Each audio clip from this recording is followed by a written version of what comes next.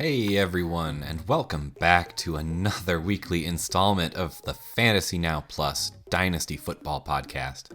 I'm your host, Will U. Ryan, the Fantasy Philosopher, happy to dive back into football with all of the details coming out from the NFL Combine, early pro days, and the lead up to free agency. I'm counting down the days to the NFL Draft, and to help pass the time, today, we'll chat about the quarterbacks.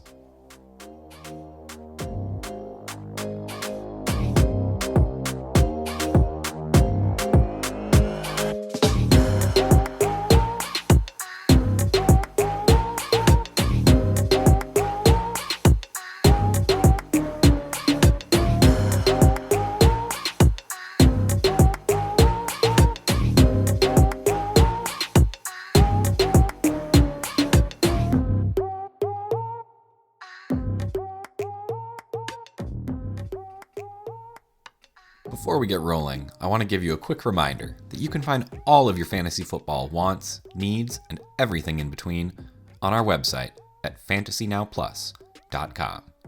There are strategy articles for different formats across best ball, redraft, and of course, my favorite topic, Dynasty. You'll find the fantasy spin on recent league transactions and more content pouring out each week. Be sure to follow us on your social media platform of choice.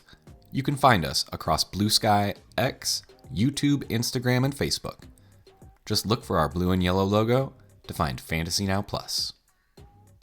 Let's start our discussion by talking about the rookie quarterback prospects.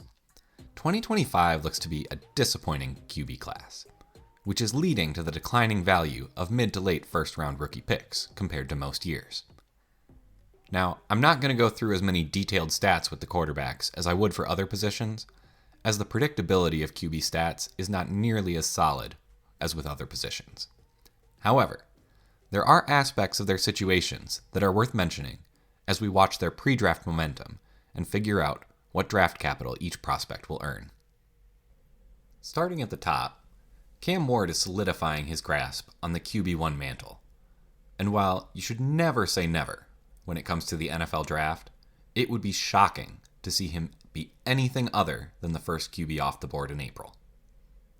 While this likely makes sense in fantasy drafts as well, I think the case could be made to wait until the mid-first round, say 106 to 108, if not longer, before he would be the best option on the board. I have at least 3 running backs, a wide receiver, and a tight end ahead of him. But I wouldn't blame anyone for adding another few players to each position, pushing Ward farther down the list.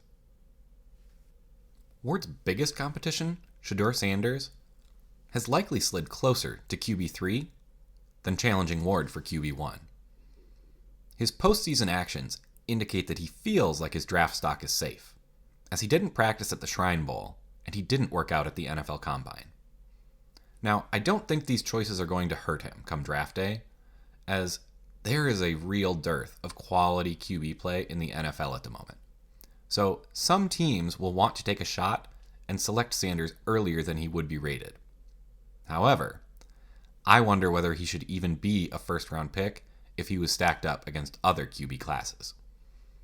In my modeling, last year he would have been in the J.J. McCarthy, Bo Nix, Michael Penix tier, who went comparatively higher in the NFL draft than they did in fantasy football rookie drafts. I currently have Jackson Dart rated as the QB3 in the class, and he's really been a consistent riser since the end of the season. I've seen several film analysts really dig into his film and like the flashes that they've seen. And he's been a consistent riser through his showing at the Senior Bowl and team meetings at the Combine. Now, playing in the SEC, I view Dart's resume as more transferable to the NFL than that of Ward, who played in the ACC, or Sanders, who played in the Big 12. But that also means that as he hasn't risen to the top of the class, he likely lacks the overall upside that many teams would want in an early first-round QB. After the first 3, this class really opens up. And in my opinion, this is where it gets pretty interesting. As I approach rookie drafts, I think I'm much more likely to be looking at the QBs in this range, where I won't have to spend a premium rookie draft pick to get a QB. As I've been reviewing the production profiles of this class, I find it really interesting how close some of the stats came out across different categories. Accuracy, depth of target, big time throw rate, QBR, and others. I would normally expect there to be drop-offs and holes with lower prospects compared to the more coveted options, but in this class, that doesn't really seem to be the case. For example, Kyle McCord actually had a better weighted accuracy rate than Shedeur Sanders, who's considered to be hyper-accurate. Now, I weight the accuracy rate of throws under pressure at twice the weight of throws where QBs are kept clean to help emulate situations that they'll see in the NFL compared to college. Jackson Dart led the prospect class in big-time throw rate at 6.7%, with Ward coming in next at 5.93, which lends some credibility to their being at the top of the rankings. Additionally, weighted QBR is just a logjam at the top of the class. We've got Curtis Rourke from Indiana actually leading this class, but Will Howard and Dylan Gabriel joined the likes of Shedeur, Ward, and Dart in a very close range at the top of the class before there's a significant tier drop-off for that QBR metric. Now, if you notice, I haven't even worked Jalen Milroe, Quinn Ewers, or Riley Leonard into the conversation, who all flashed at times during their careers, but haven't been able to consistently produce. This all adds up to a situation where I don't see many, or really any, high upside options worth the typical cost of QBs in a dynasty rookie draft. That's why, as I mentioned, I'm likely to take a few shots on the secondary options in this class, rather than paying the premium draft pick for the rights to Cam Ward or Shedeur Sanders. With low hit rates at the QB position to start, I don't want to use an early, or really even a mid-first round pick, on players that don't have stellar profiles. If Ward or Sanders drop to the very end of the first round, I may have some thinking to do, but otherwise, I'll just wait until the second, third, or even fourth round to spend a pick on some of these players.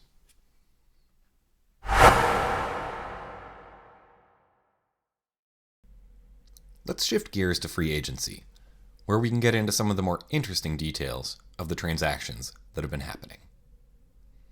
The biggest news? Sam Darnold signed with Seattle. Now, why is this great news? Darnold makes a move away from the Minnesota Vikings, where he would have been looking over his shoulder at the depth chart, waiting for the QB in waiting, J.J. McCarthy, to push for his job. Now he heads to Seattle, where his biggest competition is Sam Howell. Darnold is coming off his best season as a pro, with career highs in games, starts, completions, attempts, yards by nearly 1,500, touchdowns by 16, and QBR. Seattle's committed to Darnold, giving him a 3-year, $33.5 million annual salary with $55 million guaranteed. That's more in 2025 than Baker Mayfield or the guy he's replacing, Geno Smith, are slated to make. So this is definitely committed bridge QB money, not we'll give you a shot to see what you're worth. This seems like a great time to buy Darnold, right? Right? Okay, yeah, I cannot in good conscience give that advice. This is a clear sell window in my view. Minnesota was one of the absolute best landing spots that Darnold could have hoped for to revive his career. It was a QB-friendly scheme with weapons for days. Justin Jefferson, Jordan Addison, TJ Hawkinson, Aaron Jones. Kevin O'Connell has always had a way of getting the most out of his QBs, and Darnold was no exception. Let's compare Darnold's 2024 situation with the Minnesota Vikings against his upcoming 2025 season with Seattle. Minnesota's offensive line was, how do I put this? Not great in 2024. Now, they were actually top half in hit percentage, giving up hits on 3.83% of dropbacks. But they were 28th and 29th in pressure percentage and hurry percentage at 30.67% and 23% respectively. So, luckily, there's a lot of room for improvement. But Seattle's offensive line was even worse. They were 22nd in hit percentage at 4.78% and ranked dead last in both pressure and hurry percent at 34.78% and 24.78%. Seattle's 2024 offensive line would have been Darnold's worst of his career in hurry percentage, pressure percentage, and sack percentage. So why does this matter? Didn't Darnold deal with a bad offensive line in Minnesota and still put up a solid season? Yeah, he did, but the offensive scheme and environment will be drastically different. Minnesota's scheme is extremely QB friendly, and based upon coaching changes, Seattle will not be nearly as pass heavy as they were in 2024. The Vikings ranked second in passing touchdown percent, scoring 79.55% of their touchdowns through the air. That's about 4 of every 5. Seattle was at a much lower 55.26%. If we applied the Seahawks touchdown percentage to the Vikings' 44 touchdowns in 2024, Darnold would have thrown for 11 fewer touchdowns, 24 compared to the 35 that he did register. Sam Darnold is unfortunately a very pressure-sensitive QB. If you compare his play with no pressure against his play when he is pressured, his QB rating in 2024 dropped from a robust 109.5 down to 87.1 when he was pressured. I cannot hold high hopes for Darnold in 2025, given that I expect to see him under more pressure and without the type of weapons he had in Minnesota after they traded DK Metcalf to the Pittsburgh Steelers. If you have him, I'd look to move him to a QB-needing team before the season starts. So what about the guy he's replacing?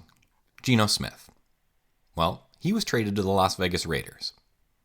This should be a positive move for Geno. We just detailed how atrocious the protection was in Seattle, and Geno Smith displayed even more pressure sensitivity than Sam Darnold, dropping from 109.2 when kept clean down to a QBR of 60.5 when pressured. Las Vegas has a better offensive line across the board than what Geno dealt with in Seattle, and Las Vegas should provide an environment that produces a similar number of passes to what he's been tasked with in Seattle. In fact, Las Vegas' 635 pass attempts in 2024 is higher than any of Seattle's last 3 seasons. The Las Vegas passing touchdown percent at 62.56% in 2024 is also higher than any of Seattle's from the past 3 seasons. And there's no reason for that to change with the lack of a clear-cut running back 1 and ascending superstar Brock Bowers who can be featured near the goal line. The significant drawback for Geno is that he's a free agent after the 2025 season. So, he's going to have a smaller margin for error than someone like Darnold will.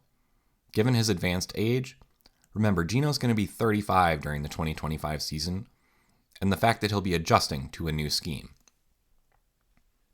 If he plays well, like I really expect him to, given the improved QB environment he's moving to, he should be able to land another year or 2 of work as a bridge QB. However, as I mentioned, there's just more risk that if he gets injured or struggles to produce for whatever reason, that he won't get another opportunity as teams look for more stability than what Geno can provide at what would be 36 years of age.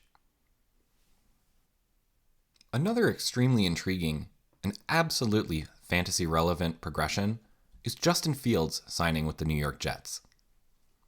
Fields signed a 2-year, $40 million contract with New York, which seems like a good deal for both sides. New York gets a cheap option at QB with solid upside in the former first-round pick, and Fields should get both years of the contract to settle into the system, as the Jets would only save $1 million by cutting Fields for the 2026 season. In his 6 starts with Pittsburgh to begin the year, Fields did average over 8.5 fantasy points per game from rushing alone. And he did put up a game of nearly 32 fantasy points. So he does have significant upside and a reasonable floor for as long as he gets playing time. The Jets also field a decent offensive line. They rank very much in the middle of the pack in most blocking efficiency metrics. So he should see additional opportunities to throw the ball while being kept clean compared to what he encountered in Pittsburgh. In fact, his QBR when kept clean was 104.97, so he legitimately looked pretty good at times. Remember, all of the reporters were going crazy for the rainbow shots downfield to Pickens during training camp. All in all, I don't see how Justin Fields finishes outside of QB 24, suggesting that he should be starting in Superflex leagues throughout the next 2 years, as long as he's healthy. I know there are a lot of opinions out there about Justin Fields, and some of them are pretty strong. Right now, he should really be valued at a late 25 first-round pick, so if you can get him for a second-round rookie pick, I would be all over that opportunity. If you're just not a believer, you should be able to find a game early in the season where he puts up a solid rushing performance and a spike game, in which case you can just sell him and pocket the difference. After our brief detour out east to visit the New York Jets, let's head back out west. Seattle and Las Vegas were not the only teams out west to experience some QB drama towards the start of free agency. Matthew Stafford and the Rams took a brief pause and agreed on, let's call it an open relationship for a bit, just to see what was out there, to try and capture a bit of the excitement that used to be common in their relationship. As with most guys getting older, Stafford quickly realized that there aren't a lot of better options out there, and he agreed to play out 2025 with the Rams.